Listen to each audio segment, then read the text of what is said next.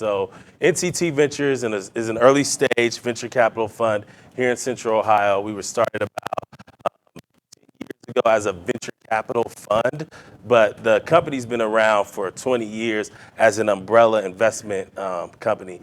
And it was founded by Rich Langdale. Many of you are familiar with him, but he's an extraordinary entrepreneur and figure in this community and has really worked hard to build an entrepreneurial ecosystem. So when he was building his company way back in the 80s and 90s, there wasn't really any capital around here.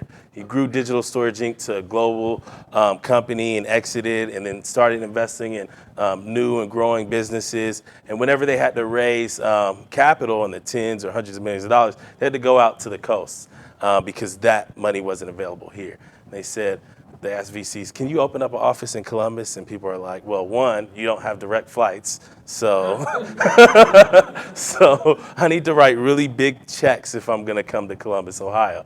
And so they decided to hang up a shingle and start by investing their own capital into startups. And then in 2008, we brought in Huntington and Nationwide and some other institutions, raised about $25 million fund. And then earlier this year, we closed on about a $30 million fund. So I joined the team about a year ago, started consulting the fund 2 years ago. And so when I came on board, raised some capital for the fund from more institutions. And now I handle our new investment opportunities, do the market research on all the sectors that we invest in, help through the due diligence process, and then do strategic projects with entrepreneurs. So our job really is to raise capital, invest in great ideas, and help empower the entrepreneurs to grow their companies into profitable businesses that we can then exit.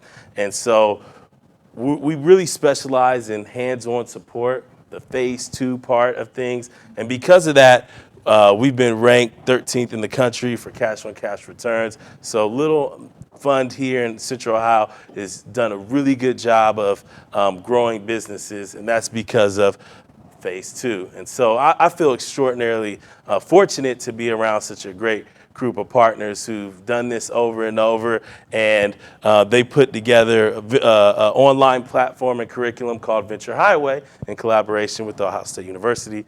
And so Rich Langdale founded the Center for Technology, Entrepreneurship, and Commercialization at the university, and Venture Highway is now taught at 20 schools. And so a lot of this curriculum is from Venture Highway, but we actually put it into, we implement this into our fund, and we help expose all of our entrepreneurs and all of the employees of the companies to the Venture Highway model. And so kind of an overview of what we're going to talk about today. We're going to pregame, then we're going to go to personal vision and passion, which is where you really start with as an intrapreneur or an entrepreneur. We're going to move through the phases of a business, innovation, viability, planning, operations. We're going to have some food for thought, and then we're going to do some Q&A. And I may stop in the middle to ask questions or engage, and feel free to interrupt if you have a question, because I don't want to talk at you. This should be a conversation, so feel free to interrupt at any time. So kind of the pre-game, what are the 2 most important things as an entrepreneur? Anybody? Time and money? What else? Passion. Those are all great things. A good idea. That's a great thing. So we say dumb and no money. Easy, right? That's an easy benchmark. Why? Because being dumb allows you to challenge conventions. And so whether you're building your own company or working within an existing company, you want to always be asking questions. Is this the right way to do things? Is there another way to do things? And then having no money causes you to bootstrap. It causes you to innovate the business model, find resources, and do it in a different way. When you think about some of the most successful companies in the world, like Google, Facebook, Google wasn't the first search engine. Facebook wasn't the first social media site, but they innovated on existing technology, and they bootstrapped, and then they were able to raise a lot of capital because of their growth. And so where does everything start? It starts in here. It starts with you. your personal vision, passions, and when you find an opportunity. And Bill, one of the partners at the firm, says that great ideas are discovered, not marketed. And what do you mean? What do we mean by that? We mean that you can't market a bad idea into a great opportunity. You really have to discover a real pain point in the market. And one of the ways that people do that is just looking around the companies that they're in, the industries that they're in, and looking at what they understand and what they're passionate about. Because when you start a company, it's going to be a long, challenging road. And when the going gets tough, you really have to have a passion that aligns with your business or opportunity. And that's true whether you're starting a company or whether you're in a career right now. If you're going to be great at something, you have to be passionate about it, because otherwise you won't put in those extra inches.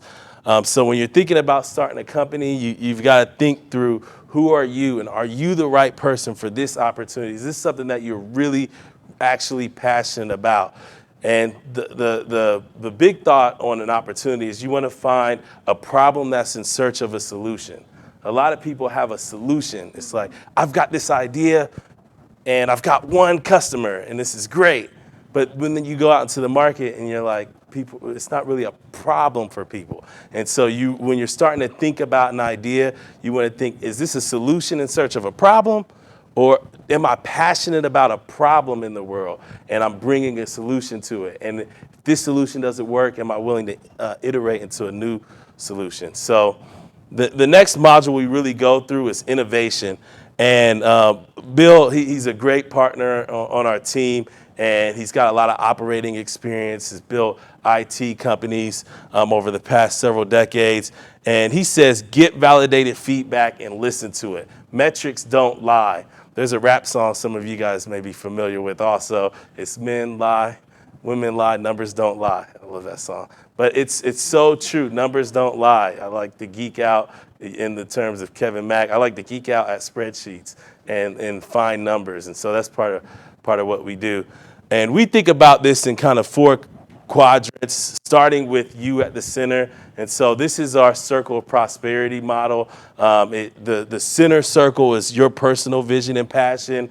And then you start with innovation, go to viability, planning, and operations. And if you notice, the innovation part of the circle, it wraps around all of the different modules. And that's because you should be continually innovating. Your existing company, your idea, your project, innovation is a continuous process. And so you've got to define the idea, define your assumptions. And when we say define assumptions, that causes you to stop and think about, are there things that I'm assuming about this market, about this customer, about this project that I'm doing? And then get out of the building and discover and put out an MVP, and you take that minimally viable product and you get feedback, and that allows you to move forward. So how many of you in the audience have heard this quote by Henry Ford? If I had asked what they wanted, they would have said faster horses. Almost everybody's heard that famous quote. Well, he never said it. I used to love that quote, and then I read an article in the Harvard Business Review about how he never said that, and how actually that he lived it. He lived that model of just, I know what's right, and I'm going to lead the market to what the customers believe in. And he too didn't invent much, really. He just innovated the business model. He sold a lot of cars, and he grew an industry, but that hurt him in the 20s. So when General Motors started to use research and customer-driven research to innovate, Ford's market share dropped dramatically over a decade. They went from 2/3 of the market to 1/3 to 15% from 1921 to 1927, because Ford didn't innovate, didn't listen to the customer. And so they never really recovered that dominant market position ever since. And so I'll send out the deck later, but there's a link. It's a really interesting read about customer feedback and why you should innovate, validate, and then iterate, and then do that over and over and over again. So Viability is the next module that we talk about. And Rich always says successful entrepreneurs are not gamblers. They take calculated risks. And that's true in venture capital as well. Successful VCs don't get to the returns that we have to show to our investors just by spraying and praying. I mean, there's a business model behind it. There's an investment thesis, and every investment we make, we've built out a financial model that we believe in. It doesn't always work out, but you've got to go into it moving from a guess to a calculated risk. And so that's really assessing the viability of a project or of a new company or an idea. And if you're a new entrepreneur, you want to ask yourself, what risks are you willing to take? Are you willing to take the financial risks necessary? Are you willing to take the family or social risks or the career and psychological risks? And that goes for everybody who's making a big jump, who wants to be great at something, because you're going to have to risk. When I moved from my old career into venture capital, I risked a lot. I had built a career and became a leading marketer in the industry that I was in, which was supplier diversity, helping empower minority entrepreneurs to connect to our corporate members. And I had led our council through a merger, and when this opportunity came along, I had to turn down like a vice president role that I had worked so hard for, that I thought I cared about. And I was 25 at the time. And so it's like, wow, I was really proud of that. And I had to look into myself and say, well, I'm willing to risk all that to do this because this aligns with my passion. My passion is helping other people grow businesses and diving into markets and ideating and then rolling up my sleeves and helping make that happen. And that aligned with who I was. So I was willing to take that risk. But you've got to ask yourself, are you willing to take the risk? And even if it doesn't work out, every entrepreneur has got a story where they failed. Failure is a good thing. And one thing that the Midwest is not as good at is we're not as comfortable with failure as the West Coast. And that's something that a lot of people will tell you in the industry. You've got to be willing to fail. I remember when I dropped out of college to start my company, it worked out for a little bit and then it failed miserably. But I learned so much. It was great. So failure is a good thing as long as you learn. So fail smart. And then you want to analyze and assemble your resources and do a lot of market research. And a lot of this research, you have to go deep. You have to ask people, talk to customers, and look at things in a new way. And I'm going to kind of breeze through some of these slides just because for sake of time. But at the end of the day, you want to decide whether to pivot or persevere at every decision point in your business, in your life, in your career. Am I going to pivot and do something new, or I'm going to persevere? And if that's your mantra, that allows you to continually think about what you're doing. And then we move into the planning stage.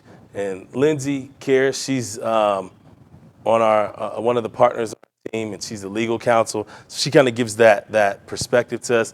But one of her quotes is, get good counsel and take the steps to protect your vision. Because if you don't, somebody else is going to lead your company. I have a question for the audience. When is it a good time to take venture capital?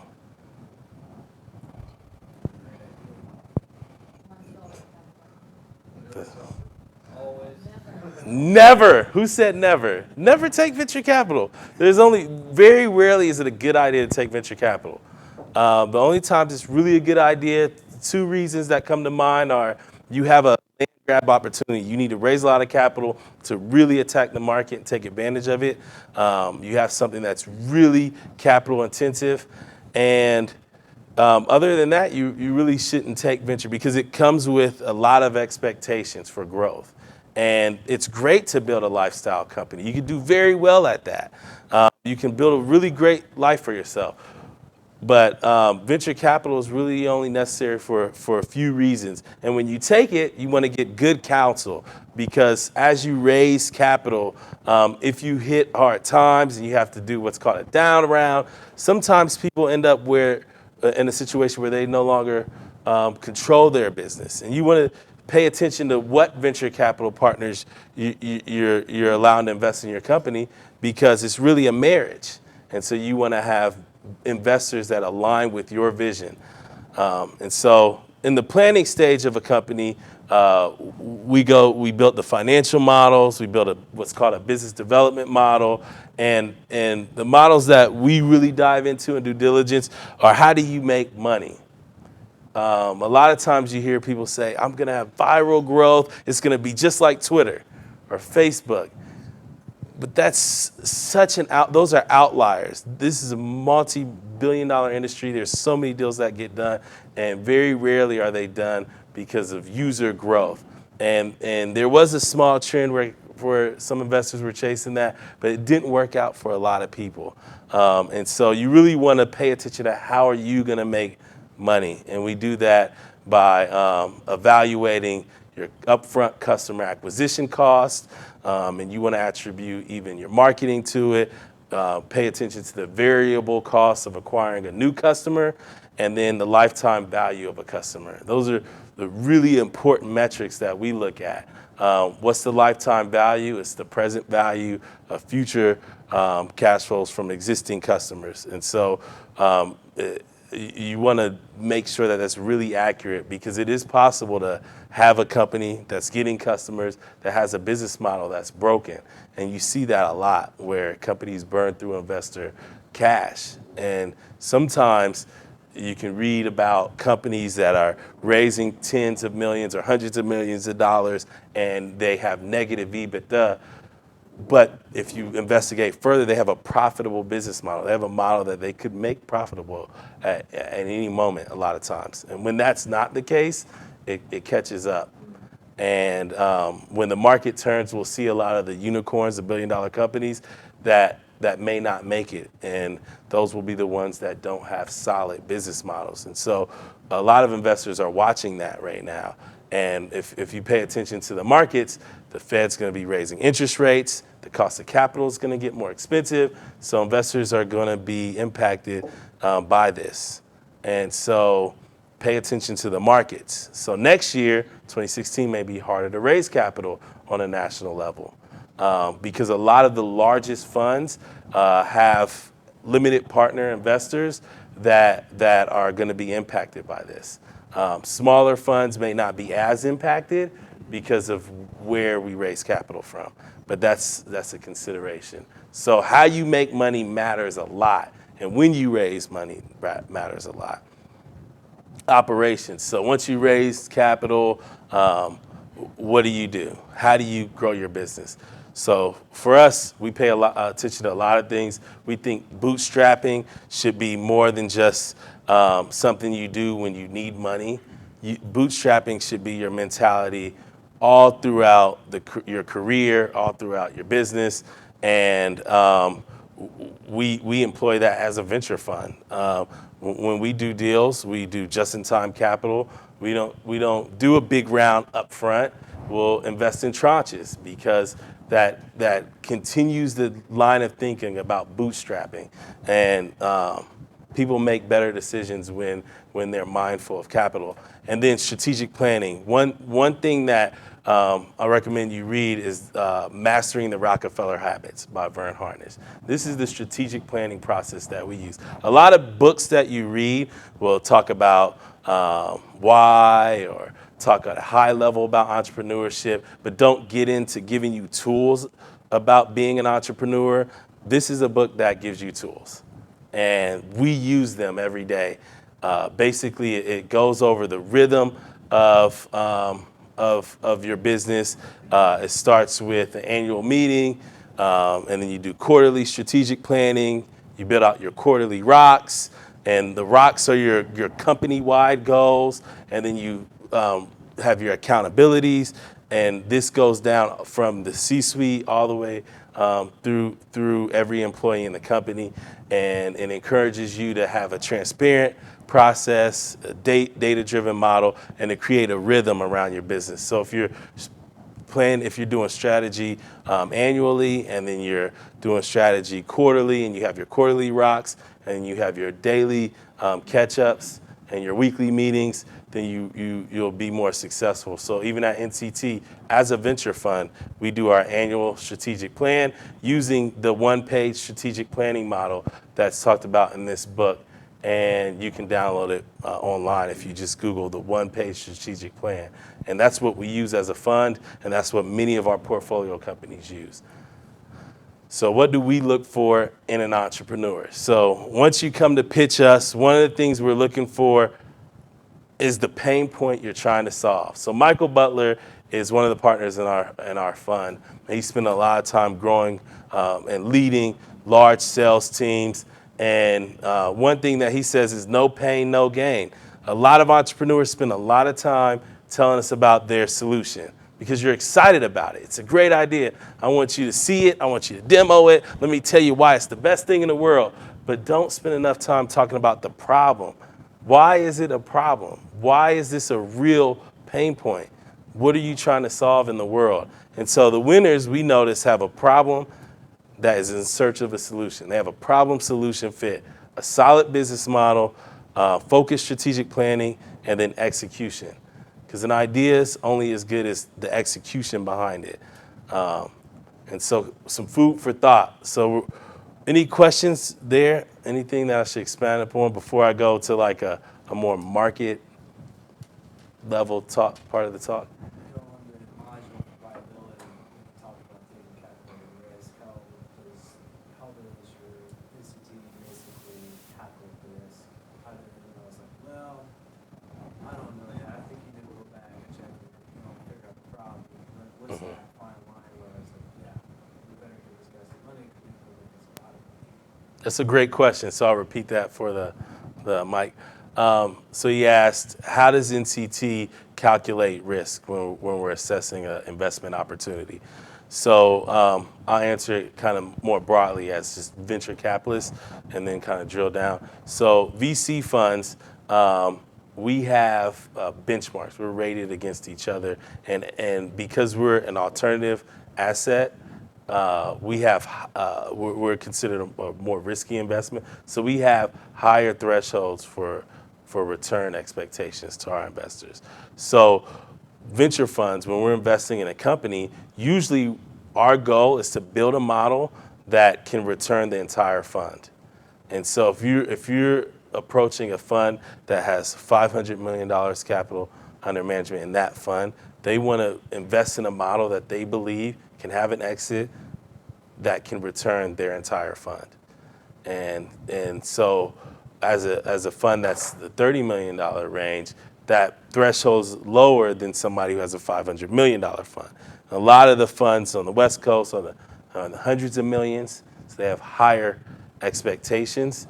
And so if you think about it as an investor who needs to return your fund size times 3x or 4x, so if you've got a $100 million fund, you want to return $400 million to your investors. So if most companies that you invest in won't return that, you've got to have high thresholds for all of them. So if you invest in 10 and 2 of them meet that expectation, you're going to do very well as a fund. So you calculate, that kind of backs you into the valuation as well. So you calculate, if I need to return $50 million off of this deal, and you built the model, and you say, okay, if everything goes right, if you back down the projections to get to something that you believe in, you say if this goes right, and this company exited for $100 million, and I own 10% of that company, I get $10 million. Well, no, you're not a very rich man as a venture capitalist, because if you have a $100 million fund and you return $10 million, you're not. I mean, we've got to return the entire fund to the investors before, as a venture capitalist, we get paid. So that's how we kind of back into that model. So if you've got a $100 million fund, you need for the exit to really move the needle for you, you need to exit. You need to own enough of the company that when you exit it, you return $100 million, at least. Speaking of that, I was wondering if you could, by any chance, entertain the idea of some finance models that VCs use, especially actually, I think I heard NCT Ventures to be, didn't somebody mention that it is also invested in seed funding? Maybe? Or am I maybe just imagining? So, Of course, nobody prefers that. But I was just wondering, with the terms like dilution, how especially if you're seed funding, you want a good percentage of the company, so that in the next Series A, in the next rounds of funding, so that you don't get diluted. And for that, I was thinking if you could give us an example as a VC, maybe a company that NCT or some other company that you worked in the past that invested in a company and you were the sole venture fund for them, versus a company that got a lot of VCs in their belts, under their belts. And I was wondering if you could maybe give us an example, two examples like that. okay, so I'll repeat the question. So an example on an investment, an exit, and the return strategy, and in two versions, one where the deal was syndicated with a bunch of other VCs, and one where you're the sole investor, and kind of how that works. Is that your question? Yeah, as well as different series of funding as well. Different rounds of it. Okay, so so I'll start with our model. So NCT, we invest at the early stage. Our fund invests in companies. Our wheelhouse are companies that have 500,000 to $1 million in revenue, that are scaling pretty quickly. Our revenue benchmark is 100% year-over-year growth minimum. And so we're not seed stage, we're past the seed stage in the early Series A, or what's maybe considered a super seed stage. So that's where we're investing. And in the past fund, we usually did the full round, but this fund, we're starting to syndicate more deals. And so that does impact your model to some extent. But for us, we still look at it the same. Our goal through a couple tranches of investment is to have 20 to 25% ownership in the company, because that's what makes it meaningful to move the needle for the fund. And we spend a lot of time with the businesses. And so we're part of the strategic planning. And when they're earlier, we're part of the weekly meetings. And we get really involved in customer acquisition.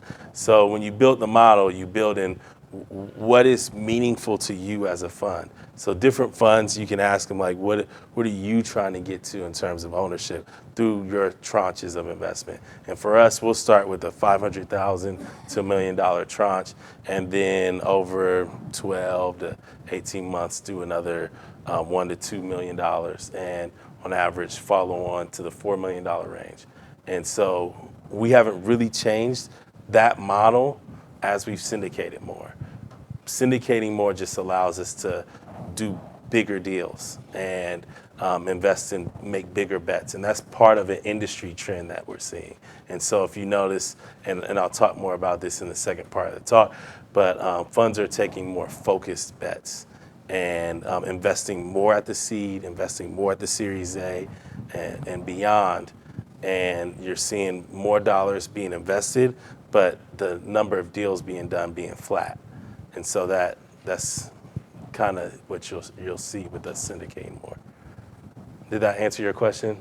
And if it didn't, we can talk more afterwards. I'm pretty sure syndicating is kind of straightforward. It's just more investors and the actual investment. But what does exactly mean? It's just more investors, or could you probably elaborate a little bit more on that? Yep. So the question was, what is syndicating? So ventures are really interesting industry. It's cooperation. So we work together to syndicate deals. So you'll see multiple funds invested in one company in that round. And so the deal we did a couple months ago with Level 11, we're invested with Salesforce and with Detroit Venture Partners and a few others. And so we let the round, so we'll do the most of that bite, and then you'll see some others who came in with a couple $100,000 to fill it out. You said that it's really important to get good counsel. Where would you go to get good counsel, especially if you're dumb and have no money? That's a great question. So there are a lot of experienced law firms in town that could work with you. The best thing to do is just do your homework and talk to other entrepreneurs and ask them about their experience. Like I wouldn't take my recommendation or one recommendation. Just ask around to their clients and say, how's the relationship been for you? And so look at other companies and successful entrepreneurs and ask them. And then when you hear about teams that align with who you are and your vision, then that'll help you get there. Can you go into some of the differences or similarities, or which one's better for venture capital versus the crowdfunding thing that's been growing like crazy? That's a great question. So crowdfunding is great because it's starting to fill a gap in the capital access space. So I'll just flip to this side because that's a great leeway into it. But VCs are funding less seed rounds. Last year, there were 264 VC-backed seed rounds, which is a 40% decline. And the median round size is $1 million, so bigger bets. And where's the capital coming from to fund these concepts? Crowdfunding. It's a great, it's stepped in to fill that gap. There's accelerators. There's a lot of angel platforms like AngelList. And so I think it really just should align with who you are and what your vision is. The good thing about working with venture investors is you have more counsel around you, people who've grown businesses before and grown companies before. So maybe you won't make some of the same mistakes that they've made or their portfolios made. So kind of weighing those options. So could some people actually, it almost sounds like they could use the crowdfunding to start with, and then once they get essentially a proof of concept, move into the venture capital as a way to expand. That's exactly right. And venture capital is really, really concentrated in the few regions. Most capital is invested in the Bay Area, and then you have New York, Boston, you got some activity in Texas. And so crowdfunding platforms are really democratizing access to capital, which is a great thing. And so, yes, it's not one or the other. You should approach every investment opportunity. So reach out to investors, but seed investors a lot of times want to be close to you. And so if you don't live close to angels or close to accelerators, it's going to be difficult. So crowdfunding is a great option. Another quick question, maybe that's a dumb one too, but what are those different rounds? And like here are sometimes Series A, like what are those rounds? It's so hard to, we ask ourselves that sometimes too. I mean, it varies. And so there's some industry reports sometimes where they track like the average seed round is this size versus Series A is that size. But really it's like your seed is your family and friend. It's right after your family and friend round. And then your Series A would be like your first institutional capital. So from an institutional venture fund. And then after that, it just becomes more standardized. And the reason why it's done that way, or when you're working with risky companies, there's so much capital needed to make it a successful business. The average company, and I'm going to round, it's like between $40 and $60 million raised before they're acquired, and upwards of $150 million on the low end before a company goes to IPO. If you were to do that all at once, that would be extraordinarily risky. So this industry's evolved to do it over a series of rounds. Did I see a question in the back earlier? Okay. All right, cool. So VCs are making more focused bets. We talked about this some earlier, so we had a lot of great questions that were forward-looking. But the number of deals has been flat. So this line down here is the number of deals being done nationally, and this bar is the amount of capital that's being invested. So what's that tell you? That tells you that funds are putting a lot more money into the companies that we're investing in. So we're making more focused bets. And so in Central Ohio, there's been a 5 times increase in capital being managed at the early stage. And so the VC funds in town, Draper Triangle has an office here, Drive Capital has an office here, raised $250 million fund, and you have us, NCT Ventures. So there's 3 institutional venture capital funds here. And then Ohio Tank Angel Fund, which is, I think, the largest organized angel group in the country, and Rev One, which is formerly Tech Columbus, is here. And so collectively, we've got about $500 million in capital, whereas collectively, just 2 years ago, it was way, way, way less than that. So what does that mean? There's a lot of opportunity, right? But we're all investing statewide or even regionally. Drive's regional, Draper's regional. We focus more in Ohio, and our past 2 deals have been out of Detroit. We're building a great relationship with the Dan Gilbert family of companies. But when capital is being managed here and you can walk within this mile radius and talk to venture funds and pitch your ideas, that's a great thing, and that's a huge opportunity. And so that begs the question, well, what are we looking for? We're looking for 10x ideas. We're looking for people who are looking to change industries. And if you're gonna win, we wanna win big. We need big, hairy, audacious goals. Dan Gilbert, he has what are called isms, and these are what they live by in their family of companies. Dan Gilbert is the founder of Quicken Loans, and he owns the Cavs, and so many of you are familiar with them, but we've got a great relationship with him and DVP, and so we're considered like a cousin of the family. And one of his quotes is, think big, huge, large, enormous, immense, jumbo. Why not? If you're gonna think big. And so kind of to the point earlier, to one of the earlier questions is, if there's 5x more capital being raised here, there's 5x more capital that needs to be returned to investors.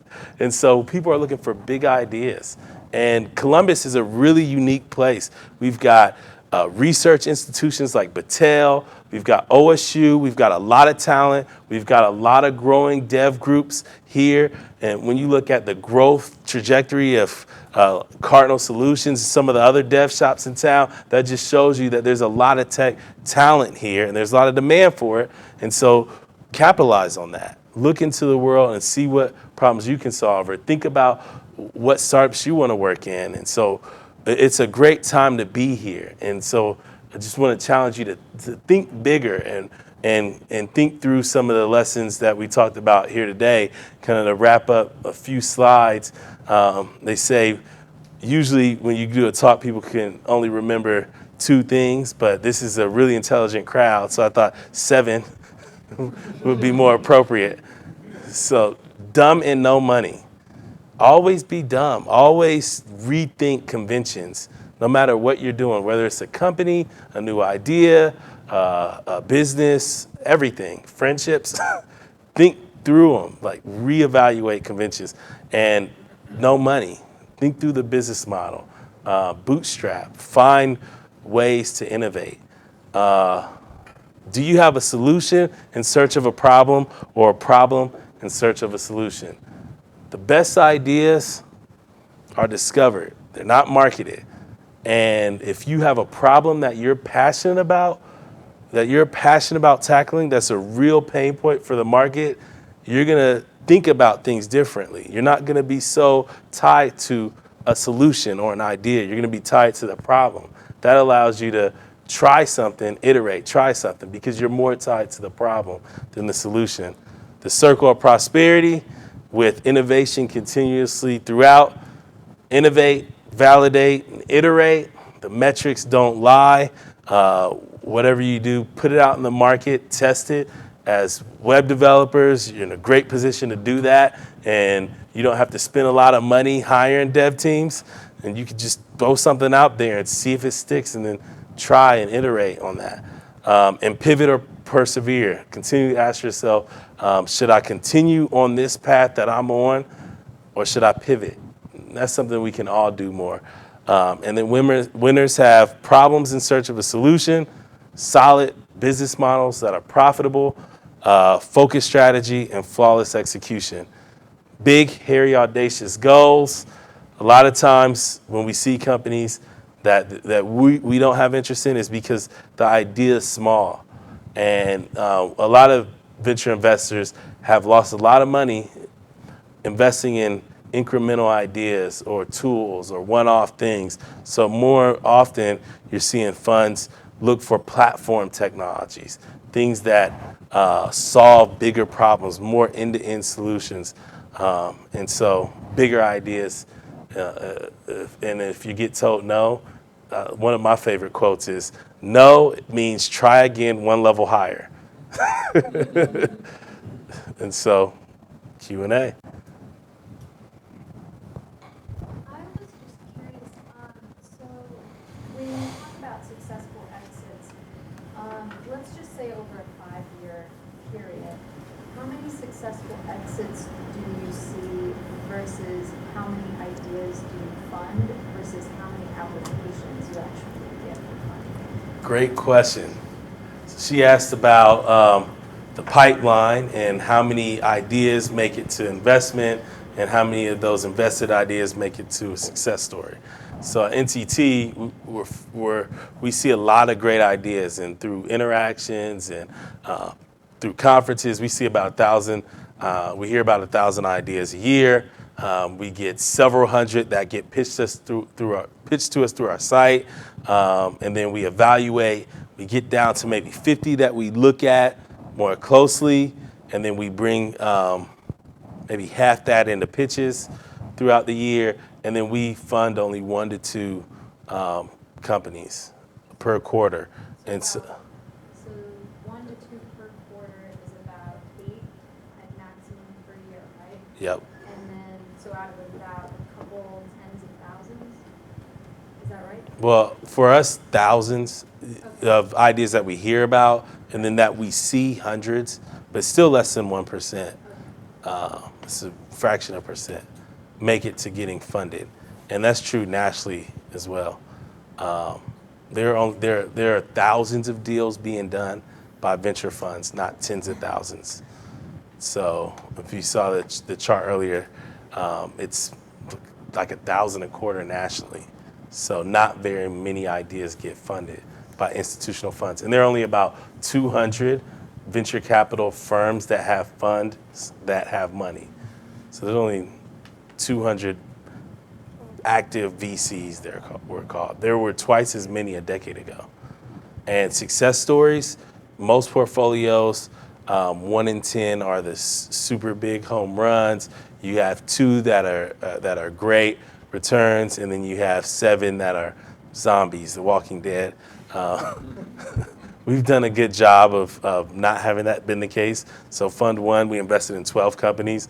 We've exited 3. We've returned almost the whole fund, and now we have 9 more companies in the portfolio. Some of them aren't going to make it, but we've got some really hot ones. The best ones are still in the portfolio, so we're happy. You mentioned earlier that you don't want to get involved with the facilities to do that. You kind of hinted at, like, you need to seize on an opportunity. What kind of opportunity? So the question is, what kind of opportunity would be the case that would push you to raise venture capital? So these are opportunities that you need a lot of capital to go to do a land grab. So you have a new innovation, you want to be first to market, and you've got to market the heck out of it to acquire customers, or your competitors are going to catch up to you. So there's a sensitivity around time.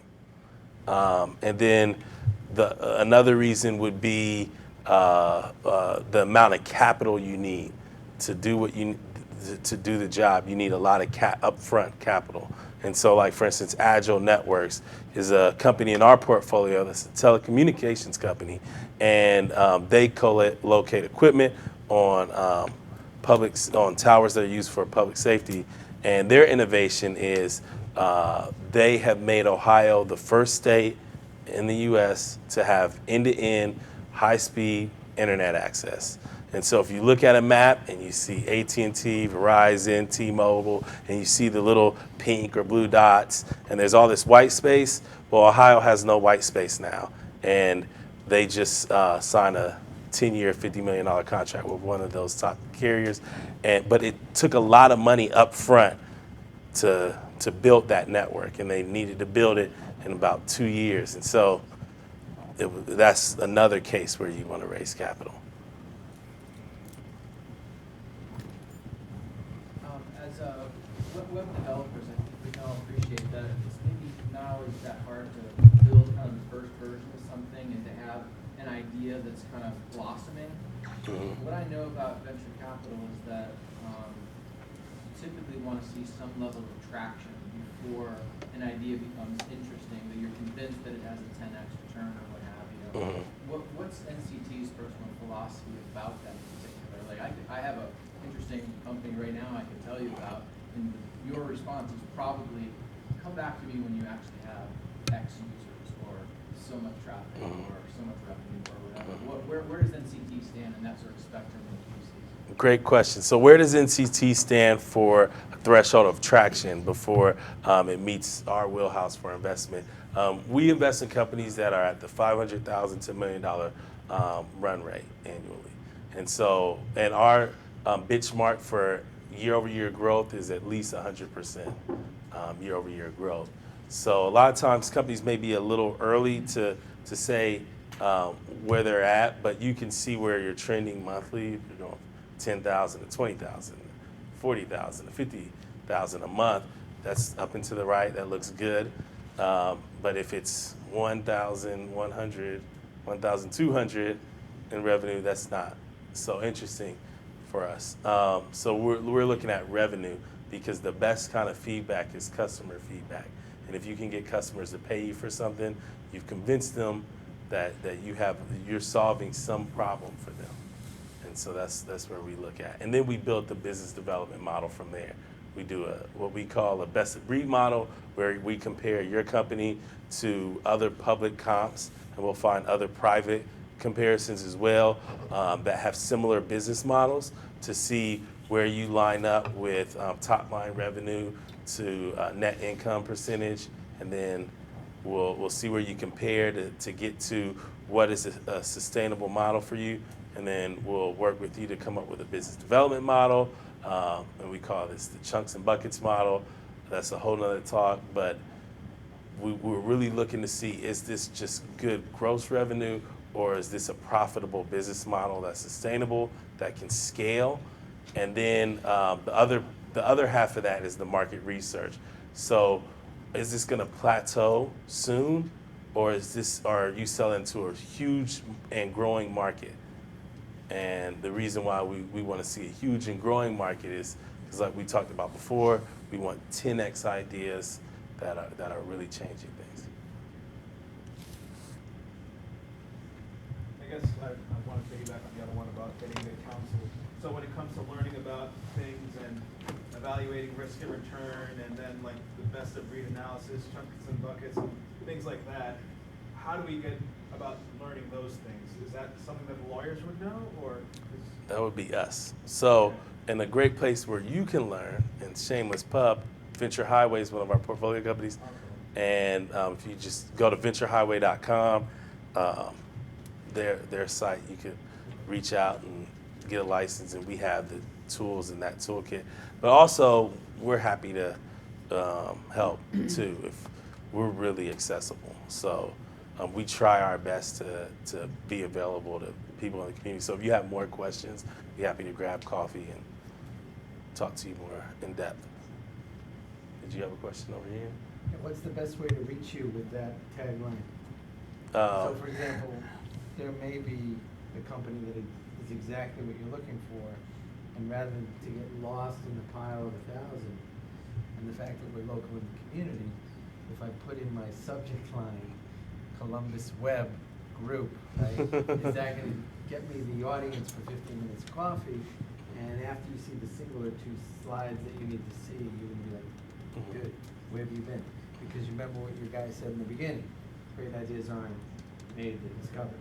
Marketing. So the discovery's right here in the room, and because we discovered you, I wanna bring it to you. Yeah, please email me, calvin.cooper@nctventures.com. I go through all our new investment opportunities, so if you email the fund or any of the partners, send it to me for the first pass to see, is this in our wheelhouse? So I'd be happy to just look at the opportunity and tell you, does it fit with us? And if I can, I'll try to have coffee. It's just, when our schedules align, but I will have the coffee with you. And the best way to get the opportunity in front of all of our investment team is to go to our website. In the top right corner, there's a Pitch Us tab, and you put in your information. And believe it or not, we read everything that goes in there, everything. And so when we do our weekly meetings, one of the agendas items is pipeline, and we go through the pipeline. I pull up what has been submitted, and weekly, all the partners and myself go in and vote, and we rank the ideas, and we put in notes so that we can have in-depth discussions. And so if it is in our wheelhouse, then we'll talk about it, and then we'll decide, is this something that we want to see more in depth, and then we'll invite the entrepreneur in for a pitch. What industries do you guys invest in? Great question. So NCT Ventures, we invest across a wide range of sectors, so telecommunications, marketing technologies, retail technologies, marketplace technologies, and energy efficiency. But there's a common thread in all of those sectors. It's the way we look at business models, and it's the lens with which we look at the sector is through efficiency. And usually that takes the form of bringing a buy side and a sell side together and reducing redundancies. And an example of that would be Do Media, which is a platform for direct media buying, and they started in the out-of-home sector. And so out-of-home are billboards, park benches, bus signs. That's a $7 billion market in the U.S. And what Do Media does is they make it easier for large agencies and brands to buy. So they built the largest database of out-of-home, and so you have a central location that buyers and sellers can come to. Then they brought the largest buyers to the platform, and then you have the media vendors, and so they standardized the RFP process, which was their innovation. And so that's one thing. We've done a energy gateway, which was an energy marketplace. So a lot of times it's efficiency.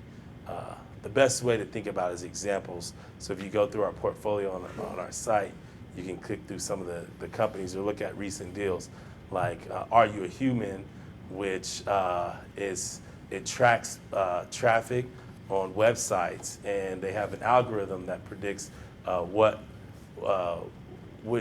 traffic is coming from bots or what traffic is coming from humans. And so they built the first human whitelist, and they help agencies not waste money on serving ads to bots. So that's a new efficiency, so it makes the marketing process more efficient. Cool, any other questions? Awesome, well, I'll be here afterwards. Thank you so much. I appreciate your time.